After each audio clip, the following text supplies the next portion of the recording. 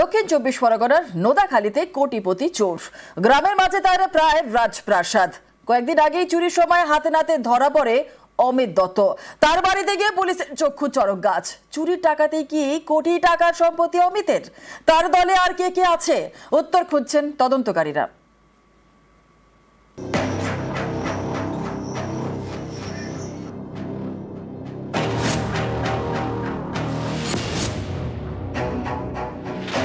গ্রামের মধ্যে বিশাল বাড়ি, এ যেন এক রাজপ্রাসাদ। কোটি টাকার সম্পত্তি। এই বাড়ির মালিক অমিত দত্ত। চুরি করতে গিয়ে যে হাতে নাতে ধরা পড়েছে, এখন স্ত্রী ঘরে। সেই চোরের ঘরটা দেখুন।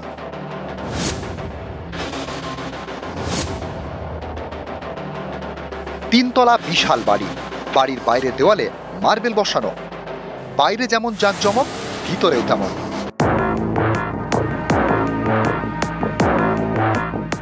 ঘরের মধ্যে বড় ঝাড়বাতি। পুরো বাড়িতে মার্বেল বসানো। প্রতিটি ঘরে ফল সিলিং, দামি দামি সব ফার্নিচার। বাথরুমটা দেখুন, বিরাট বাথটব। বাড়ির মধ্যেই জিম। এই রাজপ্রাসাদ দক্ষিণ চব্বিশ পরগনার নোদাখালীর ভেটকাখালীতে। বাড়ির মালিক অমিত দত্ত। গত 1 জুন তাকে গ্রেপ্তার করে পুলিশ।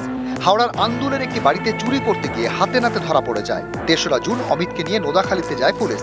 চুরির দায়ে ধৃতর বাড়ি দেখে পুলিশের চোখ কপালে ওঠে। স্থানীয়দের দাবি, অমিতের সংসারে রয়েছেন স্ত্রী, ছেলে এবং ছেলের বউ। আদি বাড়ি কলকাতা লাগোয়া দক্ষিণ চব্বিশ পরগনার মহেশতলায়। 13-14 বছর আগে নোদাখালীর ভেটকাখালীতে থাকতে শুরু করে অমিত। গ্রামের সরু গলির মধ্যে টিনের ঘর করে, সেখানেই এখন 3তলা রাজপ্রাসাদ। অমিত দত্তর বাড়িতে জোড়া বাইক রয়েছে, কিন্তু সাইকেলে চড়ে এসে যাতায়াত করতো বলে দাবি স্থানীয়দের। 13-14 বছর এসছে। উনি মহেশতলায় ওইদিকে থাকতো, বাটানগরের দিকে থাকতো, বাটানগরে থাকতো। দেখি না উনি এখন মানে বাড়ি করেছে, শখ আছে। হ্যাঁ, শখে করেছে। লোক তো চিরকাল তো মানে মাটির ঘরে বাস করে না। মানে গ্রামের কোনো লোক উনি পেশায় কি করতেন সেটা কেউই না, কেউ জানতো না। কি ঘটনা ঘটেছে আমি জানি না। মানে চুরির ঘটনার একটা অভিযোগ উঠছে যে হাওড়া রাজাপুর থানা। আমরা বলতে পারবো না কি হচ্ছে না হচ্ছে, সেটা আপনারা যান গিয়ে ওখানে গিয়ে জিজ্ঞাসা করুন। পুলিশ কর্তারা কি ওখান থেকে, ওই থানা থেকে এসেছিল? এখানে এসে বিরক্ত করবেন না, বারবার এসে যা বলার ওখানে থানা থেকে বলবেন। গত 1 জুন হাওড়ার আন্দুলের রাজাপুরে চুরি করতে যায় অমিত, সঙ্গে আরো কয়েকজন। খবর পেয়ে তাদের ঘিরে ফেলে পুলিশ। বাকিরা পালিয়ে যায়, অমিতকে ধরে ফেলে পুলিশ।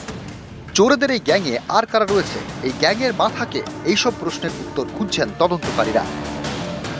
দক্ষিণ চব্বিশ পরগনা নোদাখালী থেকে সমীর মণ্ডল, নিউজ 18 বাংলা।